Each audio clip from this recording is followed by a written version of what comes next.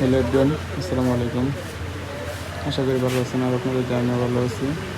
তো সকাল সকাল আমার জানা মন্ত্রে নিয়ে চলে আসছি হচ্ছে গ্যারেজে। কালকে একটা জায়গায় ঘুরতে গেছিলাম, তো ঘোরা শেষ করে আসার পথে আর কি চাকা পাঞ্চার হয়ে গেছে। আমার গাড়ির মধ্যে জেল ভরা ছিল না, এখন একটা মেকানিক্যালের দোকান থেকে জেল ভরে নিতেছি আর কি। এই যে চাকার জেল ভরা কাজ চলতেছে। এটা বলতে বলতে কি যে গাড়ি কেনার পরই ভরতে হয়, আমি লেট করে ভরতেছি। আগে বললে আর কি এরকম বিপদ আর হইতো না।